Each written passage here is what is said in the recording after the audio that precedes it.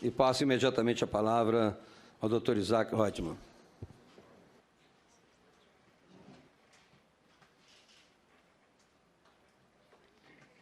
Bem, boa tarde a todos e a todas.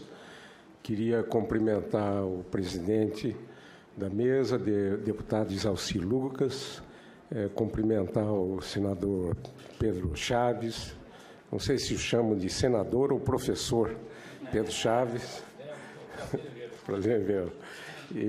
que é o relator da matéria, a professora Maria Helena Guimarães de Castro, o professor Eduardo, e eu estou aqui representando a Sociedade Brasileira para o Progresso da Ciência, que é uma sociedade que foi fundada no final da década de 40 do século passado e que hoje coordena as atividades de cerca de 130 sociedades científicas em todas as áreas do conhecimento. Antes de entrar na temática, que é essa medida provisória do ensino médio, seria interessante a gente relembrar o sistema educacional brasileiro, né? que é o sistema formal de educação, que começaria na primeira infância, com crianças de 0 a 3 anos, depois a educação infantil até os 6 anos, depois o ensino fundamental, e, em seguida, o ensino médio, que é o tema principal da nossa conversa aqui, e seguindo, depois do ensino médio, o ensino superior, com as duas principais modalidades, graduação e pós-graduação. Se a gente analisar a qualidade do sistema educacional brasileiro e nos diferentes segmentos, né, a gente vai ver que o segmento mais razoável, ainda não é o ideal, é da pós-graduação. O Sistema Nacional de Pós-Graduação está razoavelmente bem estruturado. Se a gente, então, fizer a viagem de volta para a graduação, para o ensino médio, ensino fundamental, eu não vou discutir a educação infantil e primeira infância, mais tarde eu comento, mas a gente vai ver que a qualidade vai diminuindo, né? Vai diminuindo. E aí a gente precisa, na realidade, o objetivo maior de todos nós é de termos uma qualidade aceitável em todo o sistema educacional brasileiro, desde a primeira infância à pós-graduação. E isso é um grande desafio. Antes, gostaria de colocar 3 figuras, né, que ilustram muito bem ou inspira a nossa discussão nessa audiência. O primeiro, o nível do ensino médio, né, que já saiu ali do gráfico, já perfurou o solo, né? E uma outra frase importante que a gente deve procurar interpretar, que foi feita por Darcy Ribeiro, que a crise da educação no Brasil não é uma crise, é um projeto. E, se for um projeto, nós precisamos todos reverter e termos uma educação de qualidade. E o terceiro, um chargista, que põe a visão da escola pública, né? Com as dificuldades que existem atualmente na escola pública, e 2 alunos dizendo que ainda querem aumentar a carga horária, né? Se a gente analisar a educação brasileira como um todo, a gente tem razões para definir que nós estamos numa tragédia, né? O analfabetismo, né? Crianças com vários anos de escolaridade são analfabetos totais e uma boa parte também funcional. Isso é um sintoma que está errado, tá? Precisamos reverter isso. As avaliações nacionais e internacionais são inadequadas no sistema educacional brasileiro. A desvalorização do professor é um fato absolutamente preocupante, sério, né? Porque hoje, se um jovem diz que quer ser professor, os pais ficam preocupados, né? Com a sobrevivência dessa classe, que devia ser uma classe absolutamente reconhecida socialmente pelo papel importante, principalmente o professor do ensino básico. O nosso conteúdo nas escolas, em todos os níveis, precisa ser revisto, né? Como o Darcy Ribeiro falava, temos muitos conteúdos inúteis, né? A pedagogia é completamente ultrapassada, né? Quer dizer, essa pedagogia inventada no século XIX, exercida no século XX, com os avanços da aquisição de conhecimento, né? Antigamente, o professor era a janela entre o estudante e o conhecimento. Hoje, o estudante tem o conhecimento no bolso da sua calça, né? Porque o acesso ao conhecimento, com o desenvolvimento das tecnologias de comunicação e informação, permitem esse acesso ao conhecimento que nós não tínhamos no passado. O saneamento escolar é um grande problema. Cerca de 20 mil escolas do ensino básico no Brasil não têm água. E se não tem água, não tem sanitário, e evidentemente isso não é um ambiente de educação, né? A evasão escolar é grande, preocupante em todos os níveis. A depredação da escola, que expressa não respeito, uma valorização da escola pelos próprios estudantes, a violência que foi citada pelo Eduardo, e nós podíamos falar de outras dimensões que definem essa tragédia que temos que reverter. Bom, a medida provisória 746, ela institui uma política de fomento e implementação de escolas de ensino médio em tempo integral, altera a LDB, também regulamenta o Fundo de Manutenção e Desenvolvimento da Educação Básica e de Valorização dos Profissionais da Educação e dá outras providências. Na realidade, eu estou aqui, e às vezes é difícil a gente, representando uma instituição, dizer o que a gente pensa e o que a instituição pensa. Mas eu procurei analisar documentos da Sociedade Brasileira para o Progresso da Ciência, que, na realidade, tem como foco o estudo da ciência e da educação também.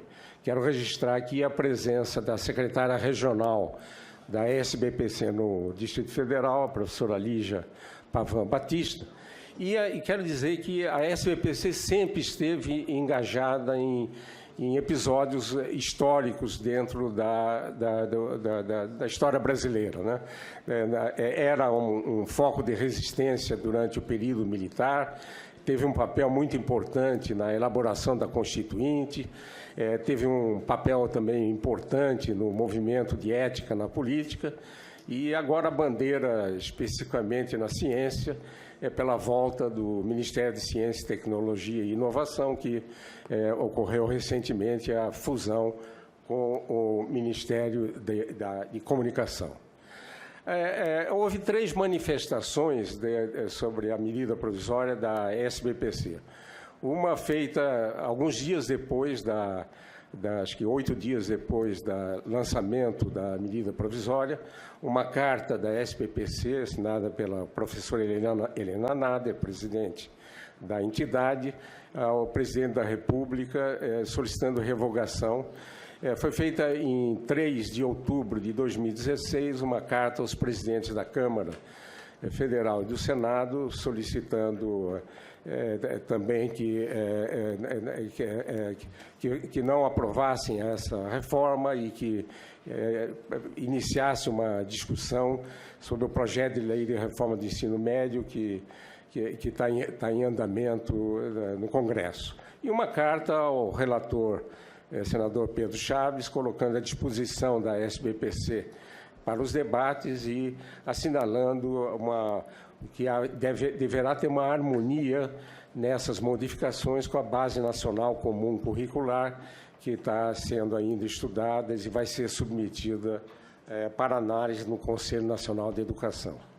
A manifestação da SBPC a respeito é que ela é contrária à forma como o governo federal propõe grandes alterações na estrutura do ensino médio por meio da medida provisória E ela fala que, no entanto, ela diz que a utilização de uma medida provisória não é um instrumento adequado para promover o necessário debate nacional e que deve ser amplo e democrático para enfrentar um problema tão complexo e que envolve milhares de instituições públicas e privadas, de organizações da sociedade civil e milhões de profissionais da educação e estudantes. As polêmicas que a gente tem escutado aqui nessas audiências públicas e através de outros fóruns na imprensa, aquela discussão das disciplinas não obrigatórias, artes, educação física, filosofia, sociologia e história. Também eu acho que é um ponto que deve ser chamado a atenção, sobre o tempo integral e a gente fazer uma distinção entre tempo integral e educação integral, né? O tempo integral, se a gente continuar com a velha pedagogia, com os conteúdos atuais, vai causar maior sofrimento aos nossos estudantes. Se eles tiverem que permanecer, né, num local que não é agradável para eles, né? Pesquisas feitas entre os estudantes estão muito longe de eles acharem que o ambiente escolar deve ser um local de encantamento que encanta. O que é importante, e talvez seja necessária a permanência maior do estudante no ambiente escolar, é a educação integral. É uma educação que prepara o indivíduo para a sua própria vida, para o convívio com os outros, para um convívio cidadão, e também que prepare para a sua profissionalização. Também um outro ponto de polêmica é a questão do notório saber, que precisa ser discutido. Eu acho que a ideia não é ruim do notório saber. Por exemplo, na educação de primeira infância e educação infantil em Cuba, que tem um modelo educacional interessante, profissionais aposentados, eles atuam de maneira informal na educação da primeira infância, e essa ideia de ter profissionais, principalmente no ensino profissionalizantes, é uma ideia a ser explorada, não podemos encarar isso sob o aspecto de corporativismo, tirando o mercado do professor, etc. E um outro ponto importante, preocupante, foi até citado aqui pelo Eduardo, é o repasse de recursos do Ministério da Educação para os estados e para o Distrito Federal, que está previsto, é importante, principalmente se a gente passar de 800 para 1.400 horas, e que é um assunto que deve ser discutido e que está sendo discutido agora nas discussões da PEC 55 no Senado. No entanto, seria interessante fazer umas reflexões sobre a medida provisória 476. A primeira indagação é entender quais as razões do ensino médio ser o foco da reforma educacional. Provavelmente, pelos altos índices de reprovação e evasão e pelos resultados negativos nas avaliações por meio de índice de desenvolvimento da educação básica, IDEB, e a educação brasileira, eu acho que isso é importante, não dará um grande salto com pequenas transformações. E eu penso que essas modificações não têm ousadia ainda para termos uma grande transformação, embora as propostas foram feitas com boas intenções. Todo o sistema educacional precisa ser novamente construído. Eu vou explorar isso um pouquinho mais adiante. O principal objetivo de uma educação de qualidade é a de preparar o futuro adulto para exercer um protagonismo virtuoso na sociedade e ter um trabalho que lhe proporcione uma vida digna e feliz para todos. Se a gente imaginar, fizer uma metáfora em que o sistema educacional é um prédio, né, em que o alicerce desse prédio são as características genéticas desenvolvidas pelo ser humano através da evolução, a gente poderia representar que a primeira infância é o primeiro segmento da educação e subindo lá para o prédio, no topo, a pós-graduação. Ora, nós estamos querendo mexer no ensino médio. Por mais perfeito que a gente possa introduzir melhorias no ensino médio, nós não vamos ter um ensino médio bom se os egressos do ensino fundamental não estarem preparados para uma proposta de ensino médio mais avançada. Quer dizer, não adianta nada o egresso do ensino fundamental analfabeto funcional, isso não vai dar certo. Então, eu acho que uma das coisas boas da medida provisória foi colocar a educação na pauta da discussão de toda a sociedade. Isso foi um ponto bastante importante. Se não houvesse essa medida provisória, a gente não teria essa audiência, não teríamos esse envolvimento, esse interesse por uma melhoria. E a tese é que a gente deve fazer essa transformação do sistema educacional brasileiro começando na primeira infância. Porque, eu vou passar um pouco, o meu tempo já não está longo. E por que na primeira infância? Segundo os neurocientistas, é de 0 a 3 anos que ocorre a produção dos neurônios, e que está representada na parte esquerda aí do slide, e depois a conexão entre esses neurônios, formando o que eles chamam de sinapse.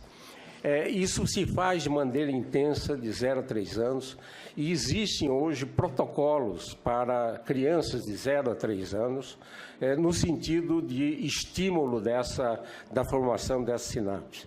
Segundo os neurocientistas, se isso não se fizer nessa idade, vai ser feito com muito menos intensidade posteriormente. As tendências da educação do futuro seriam a valorização do professor. Temos um novo professor, não o professor como fonte de conhecimento, mas um mediador da aprendizagem, uma pessoa que pudesse conhecer cada estudante e ver as dificuldades e as potencialidades de cada estudante. O desaparecimento gradual da aula expositiva. Hoje existem várias experiências. Eu destaco aqui a Escola da Ponte, em Portugal, onde não existe a aula expositiva. A eliminação do conhecimento inútil, o conhecimento para a resolução de problemas, a utilização inteligente das tecnologias de informação e comunicação, a valorização do ensino à distância, a educação em rede, se trabalhar nas habilidades sociais e emocionais do estudante, do aprendiz, principalmente desenvolvendo o seu pensamento crítico. A autonomia acadêmica e administrativa é importante, a interação com a família e com a sociedade deve se intensificar. Existem experiências que provam uma qualidade melhor dentro dessa dimensão, a educação continuada, a interdisciplinaridade e a flexibilidade.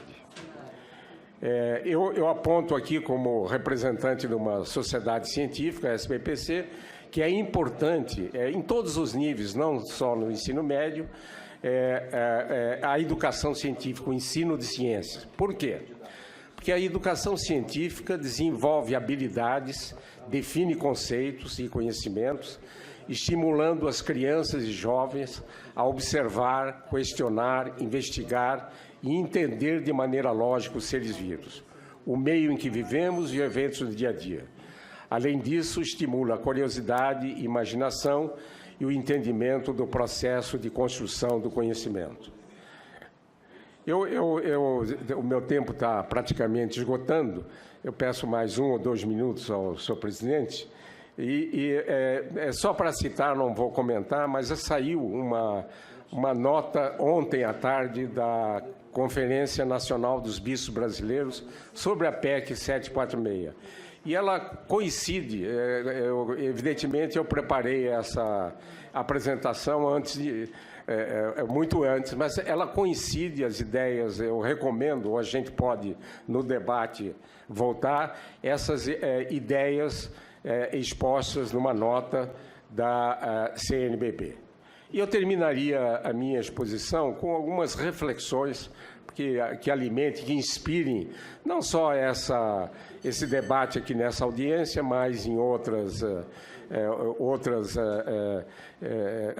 pensamentos para construir um sistema melhor. Uma de Pitágoras, que diz que educai as crianças e não será preciso castigar os homens. Uma de Cora Coralina, feliz aquele que transfere o que sabe e aprende o que ensina. Uma de Nelson Mandela, uma frase, um pensamento: a educação é a arma mais poderosa que você pode usar para mudar o mundo. O nosso querido Paulo Freire, sempre querido Paulo Freire: educação não transforma o mundo. Educação muda as pessoas e as pessoas transformam o mundo. Uma outra frase do nosso grande mestre Anísio Teixeira: educar é crescer e crescer é viver. Educação é assim, vida no sentido mais autêntico da palavra. E, finalmente, uma frase de Albert Einstein, que eu acho que nós temos que refletir sobre ela, que educação é aquilo que fica depois que você esquece o que a escola ensinou. Muito obrigado. Senhor Isaac, são 5 minutos, mas com a flexibilidade aqui que a gente tem dado aqui para ouvir bem. Não, a senhora fez muito bem. Aqui a gente tem que ouvi-la até o final.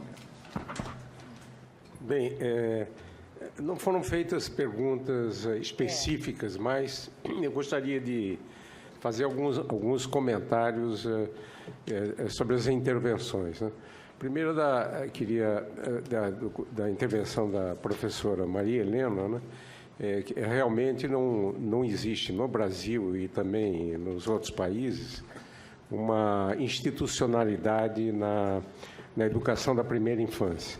Isso provavelmente porque esses conhecimentos da neurociência são relativamente recentes, né? Mas eu insisto que precisamos começar a organizar e eu acho que a professora Maria Helena apontou bem, começar com duas dimensões, da saúde, né? E temos um programa lá no Rio Grande do Sul, a Primeira Infância Melhor, que atinge a criança em casa, né? Nacionalmente, mas o PIN dá a dimensão na saúde e entrar também com o processo cognitivo, aproveitar isso aí. Também na intervenção da professora Maria Helena, falamos da Escola da Ponte. Realmente, a Escola da Ponte é um protótipo, né? Como temos outros protótipos no mundo e no Brasil também, esse projeto Gente, lá na favela da Rocinha, essas comunidades de aprendizagem, e as experiências em outros países, né? A Finlândia está tentando eliminar gradativamente as disciplinas e ter um ensino transversal. Na Austrália, o deputado mencionou. Eu acho que é um plágio legítimo pegar boas experiências. E aprender a fazer escala, né? É um grande desafio, né? Eu gostaria também, na intervenção do deputado Celso Jacob, da lentidão da gente implantar essas modificações, né? Eu lembro aqui o documento que foi o documento dos pioneiros da educação nova, em 1932, né? 26 intelectuais, né? Cecília Meirelles, Fernando Azevedo, Anísio Teixeira e outros, fizeram um manifesto da educação nova. Se a gente lê aquele manifesto, está acessível na internet, parece que foi escrito na semana passada. E o documento não só faz diagnóstico, como aponta soluções. Quer dizer, se nós tivéssemos ouvido esses pioneiros da educação. E a gente estaria numa situação completamente diferente. Acho que na frente da Coreia, da Finlândia, da Austrália, né? Eu acho que essa medida provisória, como eu falei, ela tem um ponto altamente positivo, foi repetido aqui, de pôr a educação na pauta. Eu gostaria que daqui a 50 anos um estudante que defenda uma tese de doutorado e comece a rever o que aconteceu em 2016 no Brasil. E ele diz assim, puxa, teve uma medida provisória que foi a alavanca, não só para modificar o ensino médio, mas para a gente modificar, tornar realidade aqueles conselhos e aquelas ideias do Manifesto de 1932. Eu acho que a nossa geração, educador, político, etc., gestores, tem que estar envolvido nisso. E aproveito que também o deputado Rogério Marinho falou que, acho que ele não está mais aí, não, está aqui, está aqui, falou, nós não podemos partidarizar a educação. É importante. Eu acho que não é assunto de partido, nem de ideologia, nem direita, nem esquerda. Aliás, os seres humanos deviam ser classificados em egoístas e altruístas, né? E aos poucos acabarmos com o egoísta, né? E que veja o coletivo e transformarmos uma grande maioria na espécie humana, não é só brasileira, mas a espécie humana, de altruísta. Queria dizer também que essa metáfora do rochedo contra o mar e os mariscos que sofrem essa protelação, nós precisamos agir, né? Agir. Nós sabemos, temos modelos, o diagnóstico acho que é universal, que não está bom, precisamos mudar. E eu quero parabenizar essas audiências dessa comissão mista e poder ter o antevejo de uma realidade completamente diferente, onde cada brasileiro tenha a oportunidade de se armar durante a sua educação para ser uma pessoa importante para o país e para alcançar a própria felicidade. Muito obrigado. Agradeço as palavras do nosso convidado, o senhor Isaac Reutemann, né? E passo em seguida para o senhor Eduardo Rolim.